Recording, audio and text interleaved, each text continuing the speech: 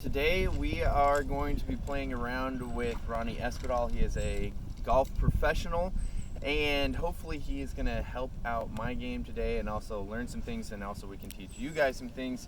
So what are your thoughts? What are we going to be doing today? Well, I think since it's early in the season, I mean, we're just getting started coming out of winter. I think first of all, we should kind of maybe evaluate your golf swing just a little bit, pick out a couple of key points to work on.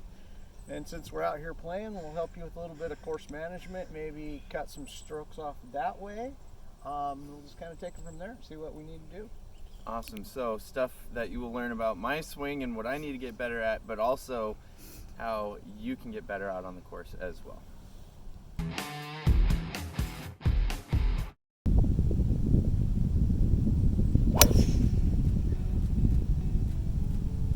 A little high, but A little high and a little right. yeah, it's all right. Another one if you want to. That one's low and to the right. It's all right.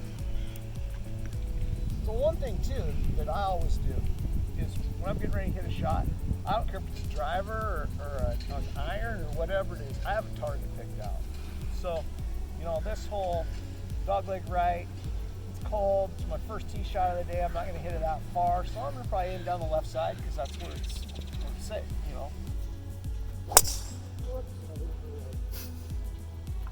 I'm gonna hit that one. It's right out of the cart. You know, you tend to fade the ball, right? Yeah. So play it for now. Then you. Oh, no way. That's what we call the old double cross. Yeah.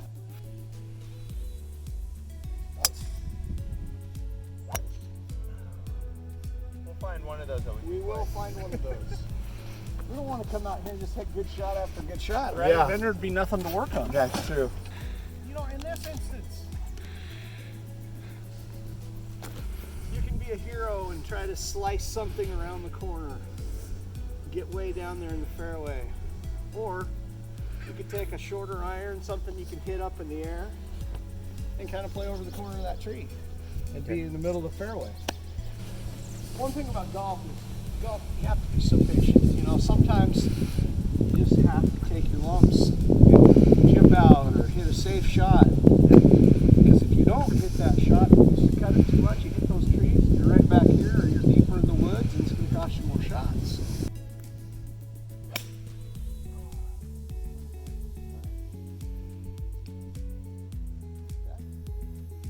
All right. You got another ball in your pocket? Yep. Put it down. Okay.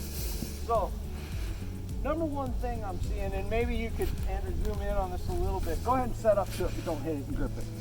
Okay. So the one thing, I like your grip, except I don't like your right hand. Your right hand is too far underneath, so there you go. Get it right there. Okay, and I'll show you why in here in a second. And that's the one we're gonna play. You see that? Yeah. Yeah, borrow that. So Daniel had his right hand grip underneath pretty much, which means his palm is kind of pointing up at the sky. And so being human beings, our palms are opposing each other when we stand up. And in your golf swing, that's where they want to return. Your palms kind of want to return to square. So if I have my right palm under here so much, when I get back to the ball, see where that club face is going? Yeah. You're going to hook it real bad, okay? Yeah. As the clubs get longer, there tends to be a little bit of lag in our swings and things don't work exactly like they would with a shorter club like that. But you always I'd like to see people with their right hand, especially their palm like facing their target. Okay. That gives you a good chance of getting the club face to return to square. Okay. So I've kind of blocked myself out with the corner of this dog leg here. I could try to hit a 3-wood or a longer club and hook it around the corner and, you know, come out decent, but I can't get to the green in 2 from here. I'm too far back. So it makes a lot more sense to do what we just did over there. Take a shorter club, something I can get up over the corner, get down the fairway, and have a reasonably short second or third shot to the green. So most serious golfers do is we have rangefinders. And so what I'll do is I'll look down there to the right. There's a lot of room on the right side down there. And I'll shoot that little, see that little hill down there? and I'll get a yardage, and that'll let me know about what I could hit from here. So I'm like 200 yards down to that hill, which for me, into the wind like this would probably be a 3 or a 4 iron, but I'm gonna hit something less. I'm probably gonna hit a 6 iron because I can hit it higher, and if I do happen to miss it to the right, it'll still be okay. I'll have another shot.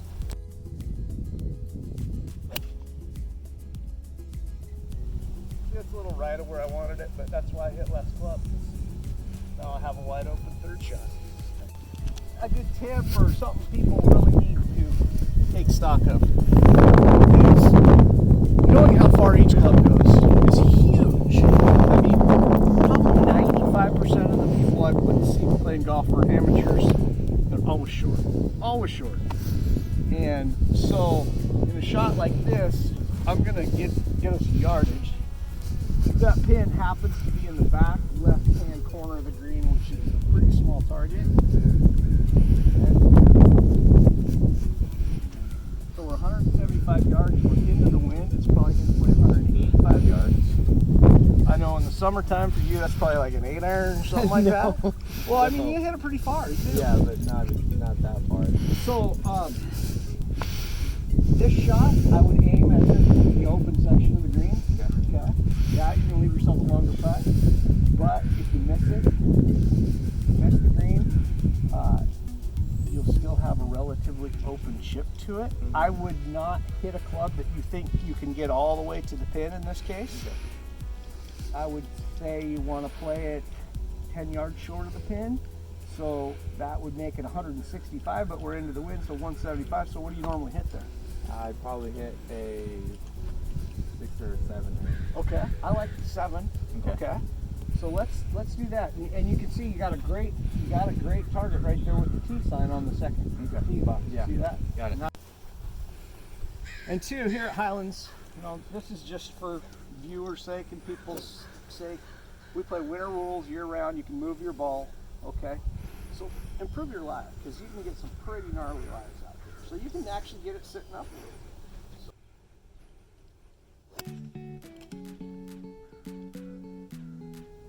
That's the wintertime swing. Yeah.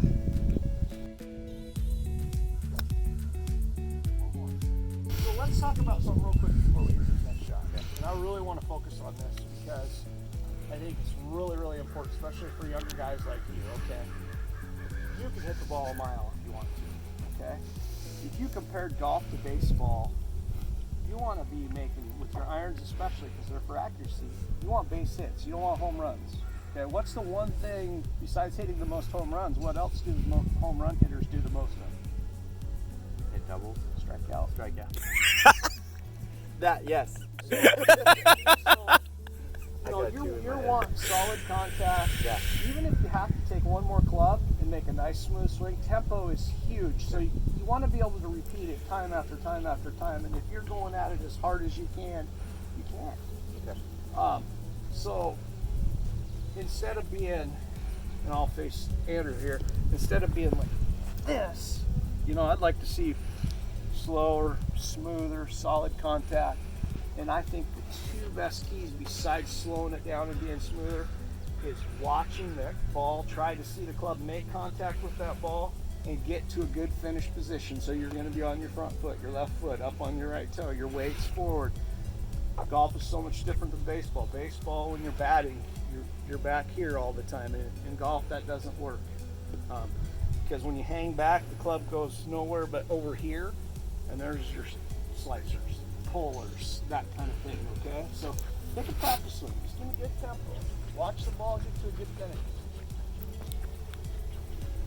There, see that?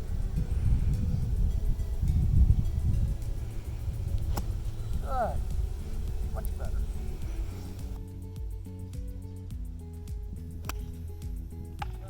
You hit solid, yeah.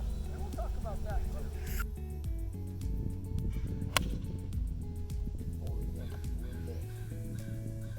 Back in the middle though. Okay, we'll play that one. Play that one. That's okay. Dude, you got so much potential, and it's not going to be very hard to make you better fairly quickly. Where's my best miss? Is it left? Is it right? a lot farther than I'd like to have, but that's all right. There's more room left than there is right, so I'm probably going to favor, you know, the left side of the green a little bit. Hopefully I'll get lucky and get a good shot.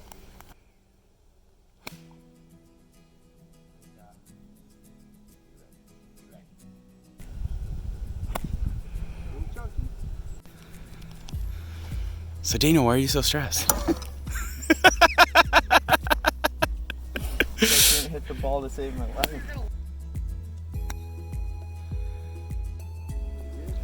Hey, I like that. That was a good play. So short game, we'll talk a lot about that out here today too, and there's all kinds of different ways, different shots you could play, and we each have our own preference, right? Some people would like to just barely get it on the green and run it up. Some people would like to fly it back to the hole more. And we always used to tell people, well, you know, you got to get it on the ground, get it rolling as fast as possible because there's more margin or less margin for error, blah, blah, blah, blah, blah.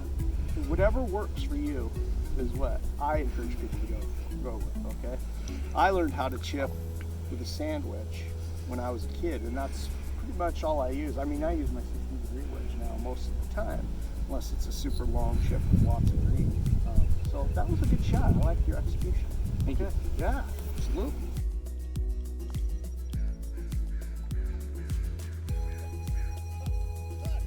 Wow. Lucky. Nice. Oh, good try. Oh, that was a good putt. That was a good putt.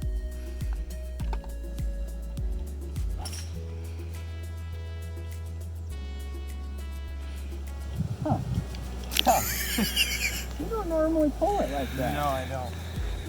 Get on your left side a little sooner on your down.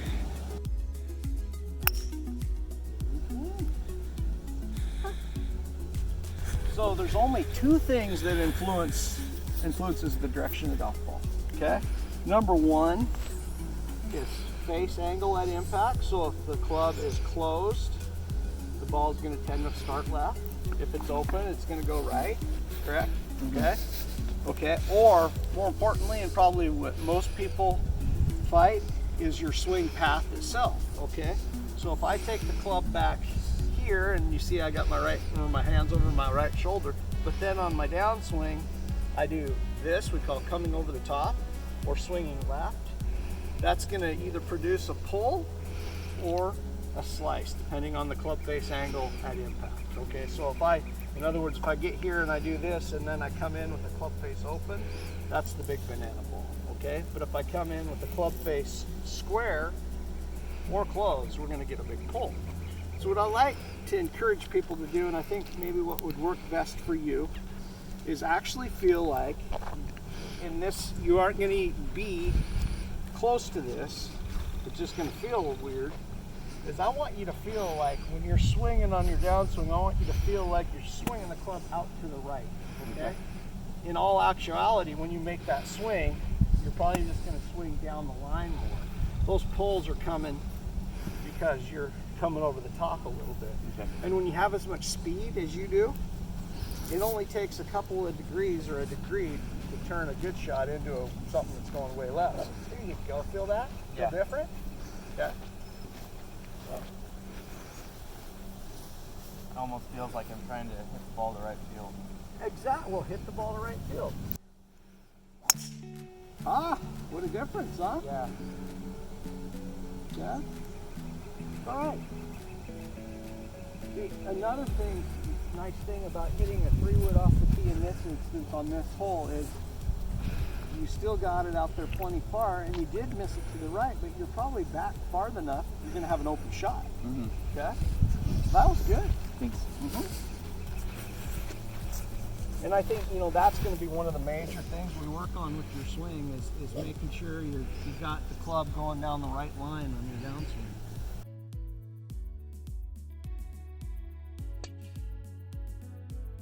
So you're telling me I shouldn't try and hit banana slice all the way around?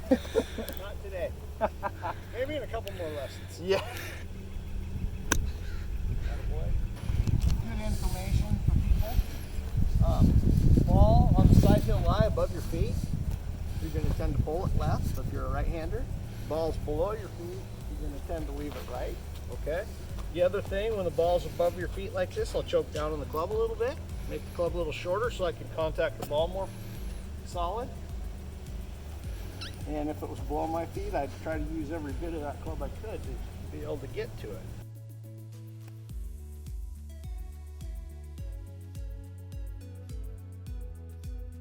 I think a good visual for you would just be to pop it onto the front of the green and let it kind of release back to the hole.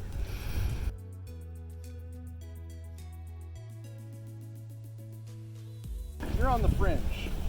It's pretty, it's a little bit longer than the green is, right? The grass? Yeah. But it's pretty smooth. Most of us, me included, our worst putt is going to turn out a lot better than our worst chip. So if I try to chip that and I skull it, where's it going? Over the green. Yeah. Or I chunk it, it's on the front of the green. My putt is probably going to end up okay. So you choose what you want to do. You're a good chipper, and if you want to chip it, chip it. But 8 times out of 10, you're probably going to get that putt closer putting it than chipping it. Gotcha.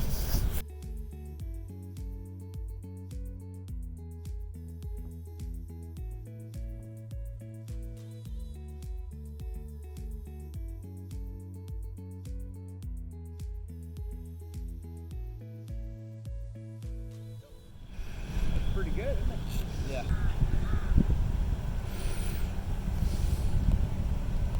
Something else I wish people would get more in the habit of doing is fixing their ball marks. Yeah.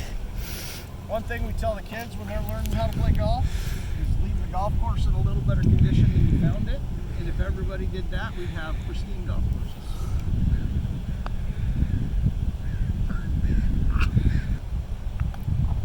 Look at that. Beautiful. Good. So, had you tried to hit it around the trees, over the trees, you could have ended up with 6, 7, 8. Yeah. Played smart. Came out with bogeys on that. So I know for a fact, because I measured it yesterday, it's 150 yards to the hole. We're a little bit into the wind. For me, I'm going to take one more club. It would normally be 8 iron, but for me, I'm going to hit a 7 iron. For you, you could probably get 8 iron. But you hit the club you choose to hit. It's always, this hole is giving me problems. Yeah. So, remember what we just worked on the last tee box? Swing out to the right a little bit. Mm-hmm. You start doing that, and you're going to take the whole left side of this hole out of play. You might miss it right once in a while, but right's safe, right? So, too, another thing to take into consideration is the wind is going that way. Okay. Okay. So the ball, as long as you don't pull it badly or hook it badly, the wind will probably move it up to the right. So. That over it again just a little bit. Darn it. Anytime they let you use now I got another good trick. And this involves just swinging out to the right. So what we're going to do is take the logo of that golf ball, and we're going to angle it. We'll start with it straight, and then we're going to angle it in just a little bit. Now the whole key here is to try to hit that logo. Let me borrow this really quick. We're going to try to hit this logo flush with the face like this, okay? Instead of being out over here. Yeah. See what I mean? So that's going to force you to swing out to the right a little bit. Yeah. And without having to think about it. Yeah. What a difference, huh? Look at that. Good. I like it. Yeah. So when you're hitting balls on the driving range, every shot you hit, you should take the stripe of the golf ball or the logo and do that. And Yeah, that was, didn't it have was to, amazing how that visual helped. Like, yeah. You don't have to think about it. Yeah. You know, whereas swinging out to the right, you got to really kind of think about that. But if you know you're hitting that logo, you just got to. yeah. Yeah, it does work. We've talked about your grip. We've talked about your tempo. We've talked about your swing path, okay? We also talked about trying to see the club hit the ball, okay? And here's the reason why I want you to do that, okay? So 99% of golfers, me included, we will, what we call in golf, the fancy term, is we lose our spine angle on our downswing, which means our body wants to go like this, okay? Because there's a lot of force, a lot of momentum on your downswing, and it almost forces your body to want to do this, okay? But we want to try to maintain our posture all the way through our swing. And when I tell you try to see the club hit the ball, that keeps you down in the shot that much longer to help you get the club under the ball, down to the ball. So that's a big deal, okay? I think right now, if we can focus on your grip, your tempo, your posture, just seeing the club hit the ball and swinging that club, hitting the inside corner of the ball, we've got a pretty good start. So good base to work with. And absolutely. Practice. You don't want to try to do too many things at once. I've taken lots of golf lessons from lots of different golf pros in my career, and boy, the guys that give a guy 8 or 10 or 12 things to think about, it's like you just can't do it. You know, your golf swing takes like a second and a half to execute, and your brain can't tell your body to do too many things in that 1.5 seconds. So you just got to keep it simple. And you got to explain it so people can understand it. You know, you got to keep it simple. You can't get too involved in technical. Even for me, I've been a golf pro for 32 years. I've taken some lessons from some guys that I have no idea what they're trying to say. And I don't think some of them really do. It just sounds fancy. Yeah. So you've been a pro for 32 years. Yeah. 32. Yeah, 32. When did you start playing golf? I was about 13. Kind of started dabbling around with it. My grandma and grandpa used to buy me a summer pass up here. My dad worked at the pulp mill, so I'd ride in to work with him in the morning. He'd drop me off. I'd play golf all day. He'd pick me up at night. And then when I got into high school, I grew up as a tennis player, and I played on the tennis team my freshman year, and I just got frustrated with it. Tennis pro told me, you need to quit playing football, quit playing basketball, quit doing all these other things and just focus on tennis. And I didn't love it that much. Yeah. So golf was something I could do on my own. And in my first year of high school football, I had my 5th concussion, and the doctor said, you're done, no more. And so golf was kind of it for me. I kind of quit playing basketball because I fell in love with the game. It's all I wanted to do. It's all I thought about. So it's a great game.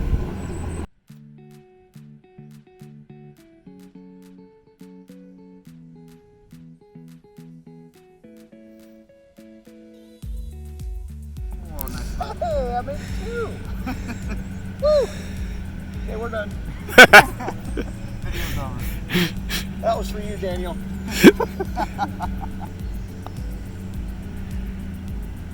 That's a pretty good track. I love that you knocked it 3 feet by. I don't want to see you knock it 3 feet short. Yeah. Never has a chance to go in that way, right? Yep.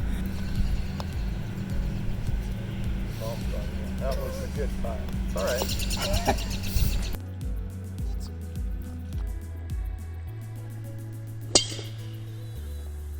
That's all right. Yeah. Could have hit a little bit more of the inside corner. Yeah. That was good.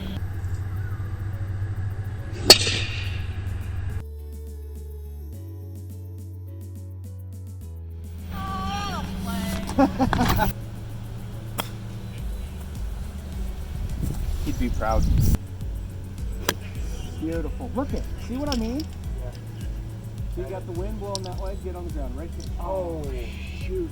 That was a good shot. That was this far from being really good. Yeah. That was good? That felt good, yeah. I mean, if I'm striking the ball like that, I can feel the improvement. Remember, base hits. Yeah. Now, when you're trying to control it more with less of a swing, what so goes it's a into shorter that? swing. So if I'm taking it all the way back here, there's more chance of me going here, and with the ball above my feet, it's going to tend to pull a little bit. It's just harder to feel where everything is in your swing going 100%. This shot, just as an amateur, this looks terrifying. So what's the matter with the middle of the green? Oh, that makes more sense. Get it on the green. Yeah. Give yourself a chance, right? Okay. We'll see if he ended up getting the perfect shot anyway. Great shot. Yes. Attaboy. Good save.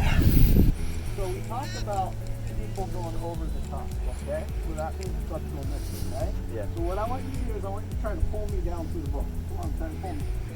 understand? Yeah. So now let's go back here. We're talking about hitting the inside corner of the ball coming from the inside of the target. Yeah. Now type of thing. So you got more leverage from the inside. Should Okay. you like to get that 3-wood on 2 so far? Yeah. Because you made a good swing, you had more leverage. Okay.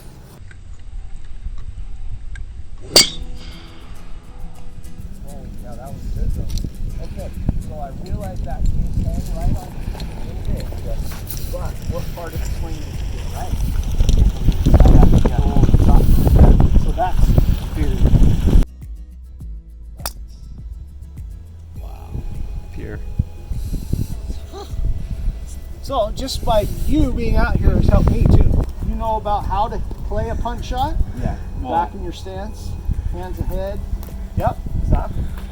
And it's not a big follow through because the more you follow through, the more the ball's going to fly on you and you're trying to keep it low. So it's just kind of an abbreviated follow through. And keep your body moving. There you go. Okay. There you go. That's a great shot. Creep up there. That's a great shot. I'm happy with that. Heck yeah, that's a great shot. A lot of times what you'll find is you hit it harder to try to get it through there, but then it gets the green on the green and it just takes off.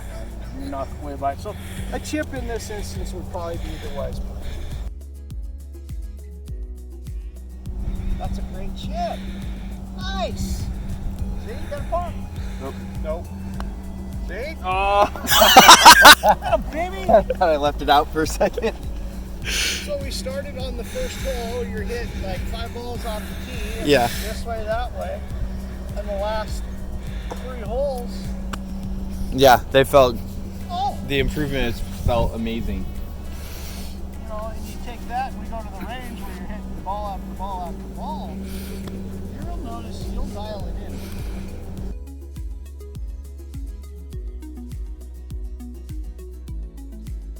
All right. You know, first of all, we talked about your right hand grip. When we started, your right hand was underneath here, and that was forcing you to shut the club face down really quick. We talked about your tempo. You saw how big that was. I mean, you started, when we changed your tempo, you immediately started hitting the ball solidly, okay? And so instead of being, you know, real, the term I always like to use with people is, instead of being so violent, be smoother. You know, let it flow more. Then we talked about trying to see that club hit the ball, and all that did was help you maintain your spine angle or your posture, or more simply put, you just stay the same height through your swing so you can get the club down and underneath the ball every time. So instead of doing this, you're right here.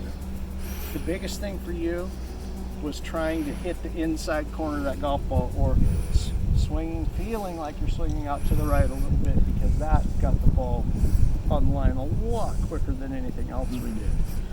And from there, that's about all we did. Yeah.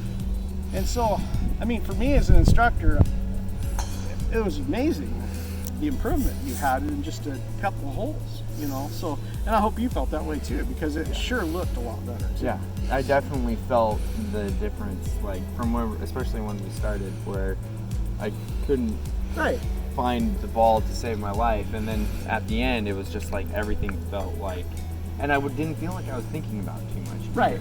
I try to come up with things that you can do, like angling the logo of the ball in, so it's not something you're cognitively thinking about. You're just trying to achieve it, you know. You're just, it's a target rather than a thought. Yeah. So I think that's the easiest way to be able to teach people. We're not able to do that with everything, but a lot of it we can. So. Well, thank you so much. Oh, thank you so much. Yeah, we'll hope that we can do this again.